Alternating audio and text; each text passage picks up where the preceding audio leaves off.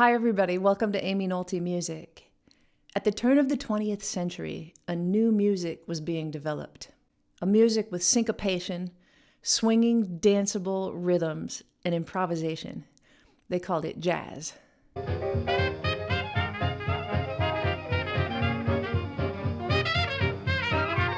In the 40s and 50s, rock and roll kind of morphed into existence, born from the jazz, blues, boogie-woogie, gospel, rhythm and blues traditions of black musicians in the United States.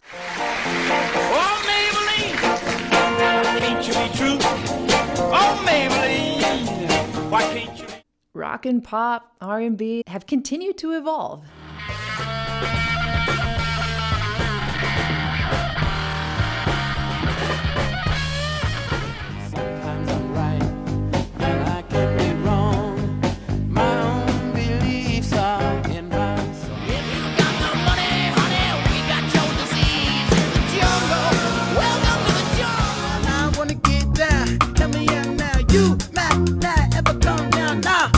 Get down. And will continue to evolve as time goes on. Although all popular music can be traced back to its jazz roots, some rock and pop music have been more heavily influenced by jazz, and that's what I want to focus on today. My friend David Bennett, who has a brilliant music-focused YouTube channel, has also released a video on the exact same topic today, but with a slightly different focus. Click the card above my head to check that out. The first thing I want to talk about is jazz harmonies. These are in no particular order, but here are some songs that are definitely a little more jazz in their harmonies than most rock and pop music. She's Always a Woman by Billy Joel has root movement in the bridge that mirrors the root movement of All the Things You Are, which is a jazz standard. She never gives out, and she never gives in. She just changes her mind. Oh, and she never gives out, but she never gives in. She just changes her mind. Much like, you are the breathless hush of evening that trembles on the brink of a lovely song. Same. Ben by Michael Jackson uses a harmonic element called tritone substitution that is very common in jazz progressions.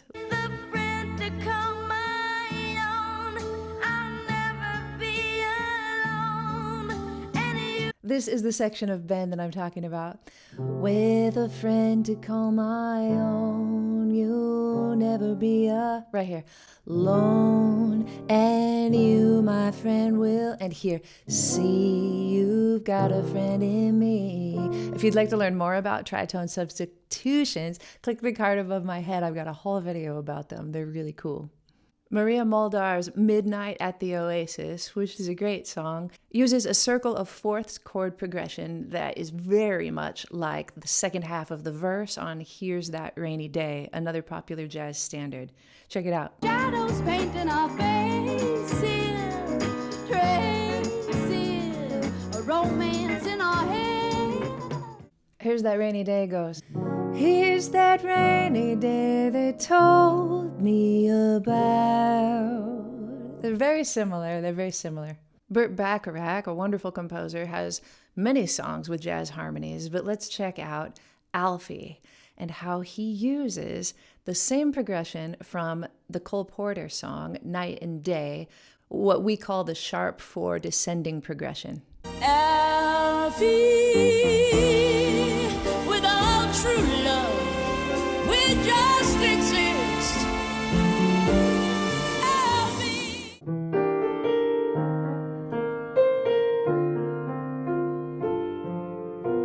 In a roaring traffic spoon, in the silence of my lonely room. Very similar. You can find chord progressions throughout popular music that include chord extensions or chords that go beyond a seventh chord, like a 9 or a flat 9 or a sharp 9. Let's look at James Taylor's Don't Let Me Be Lonely Tonight and how he uses that flat 9 dominant chord so beautifully. Do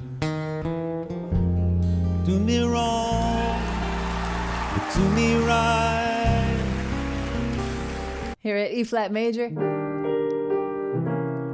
Da, that's the flat 9 of the C7 chord. Really cool. Of course, we could find examples of jazz-inspired harmonies all the way through pop music if we look hard enough, but those are just some of my favorites. I need to let you know that I'm intentionally neglecting a few more obvious examples that you've probably already thought of. Hang with me, I'm going to get to them. Our next section is Jazz Element. One defining element of jazz music is called scat singing. Let's look at a couple of examples from popular music where people employ the scat.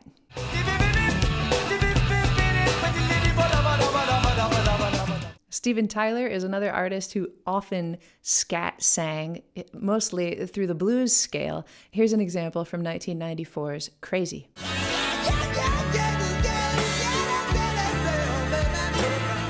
One of my favorite jazz-inspired tunes was from the 90s, The Diggable Planets with Rebirth of the Slick in Cool Like That. They use a walking bass line and really nice horn arrangements, both key jazz elements.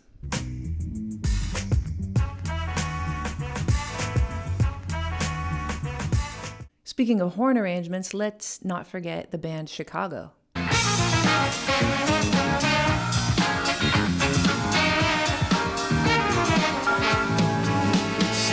Check out the New Orleans street beat that was used in George Michael's song Faith.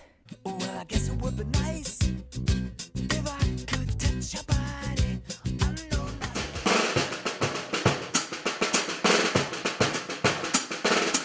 I know I don't want to forget about jazz-influenced country music. There's quite a bit, actually. If we look at Clint Black's Put Yourself in My Shoes, we're going to see so many elements borrowed from jazz. The blues scale, hemiola, tritone substitution, as well as just a solid jazz chord progression. You're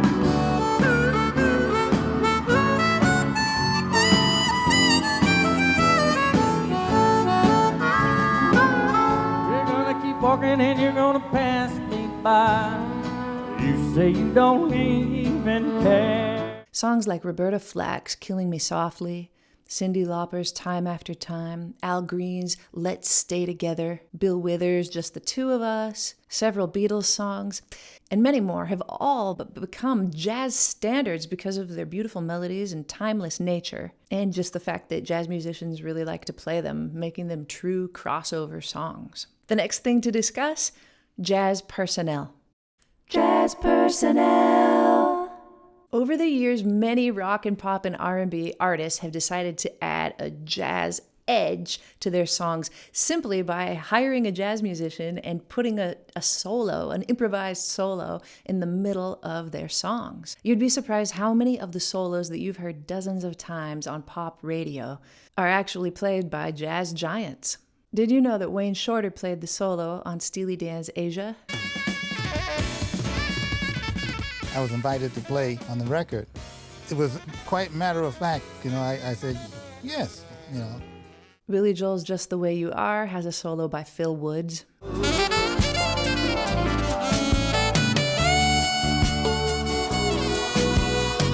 James Taylor's Don't Let Me Be Lonely Tonight has Michael Brecker.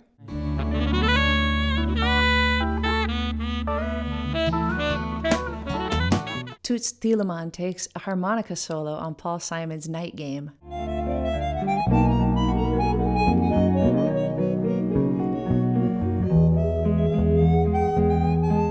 Of course, Herbie Hancock just kills it at the end of Stevie Wonder's As.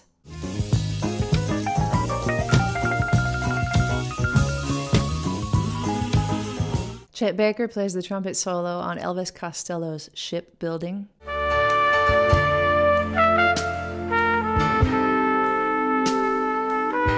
It's just a woman at the Sonny Rollins is on the Rolling Stones tune, Waiting for a Friend.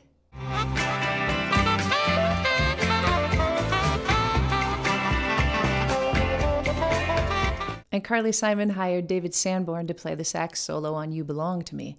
Steve Gadd, Cornell Dupree also play on that recording.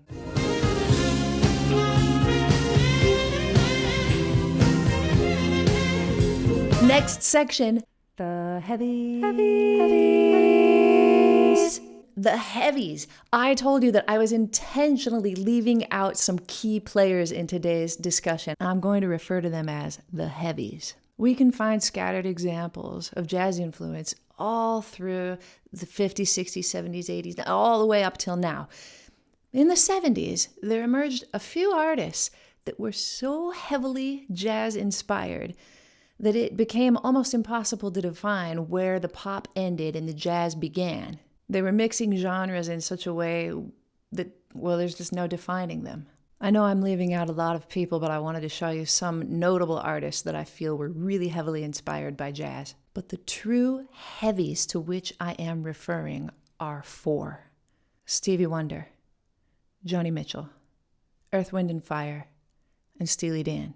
They're exceptions to the rule somehow in my mind because they're musicians, mainstream musicians, that had commercial success, and they were so jazz influenced that jazz musicians consider them their contemporaries. If I think of any of those musicians, I just put them in the same category as jazz musicians. It's no different, but they got famous.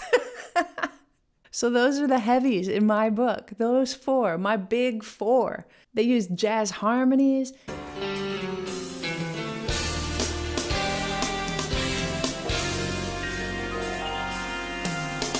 improvisation,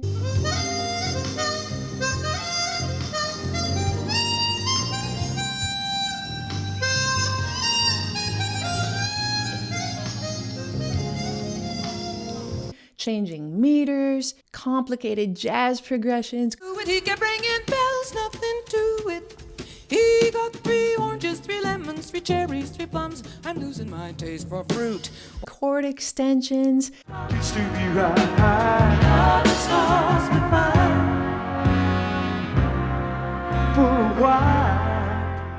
syncopation, Come together on this special day. just about everything you can think of.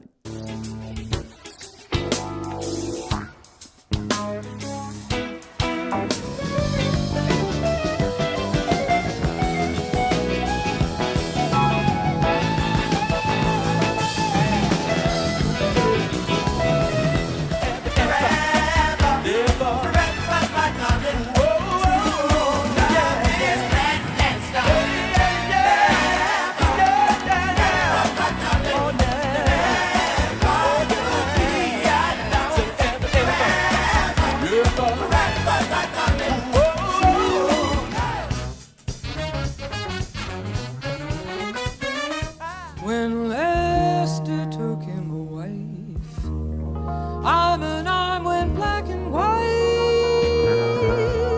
and some saw red and drove them from their hotel bed. All of the elements of jazz without the general public ever even realizing it. Some of them did.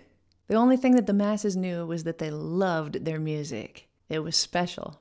To me, the 1970s were that time when those big four and all the others that I've mentioned started to meld the genres, like I said, so that you couldn't even define them anymore. And I don't really feel like that's been the case again until now. Since the 1990s, hip-hop has done so much to change and innovate music. I didn't touch on rap or hip-hop much in this video because my video is already going to be long enough. But I want you to know that I feel like we're in a time where, even more so than the 70s, jazz is winding its way into mainstream music like never before. The new heavies are just changing everything, to me anyway. They're combining genres like nobody's business, blurring lines between old and new. So much so that sometimes I wonder if genre might just become a thing of the past as we move further into the 21st century. Wouldn't that be cool? I hope that this video was able to help you see how popular music not only exists because of jazz, but that it will always continue to be new and interesting. And that jazz will continue to be new and interesting because of the inspiration that it's taken from popular music. That's what's happening right now. I mean, both ways, I can't tell the difference. It's like a never-ending cycle of innovation and inspiration, and I'm just so excited for the future of music. Thanks everybody for watching, and please don't forget to go over to David Bennett's channel and check out his brand new video on the exact same subject. Subscribe to him also. He's got a lot to teach you. Thanks for watching. I'll see you next time on Aimee Nolte Music.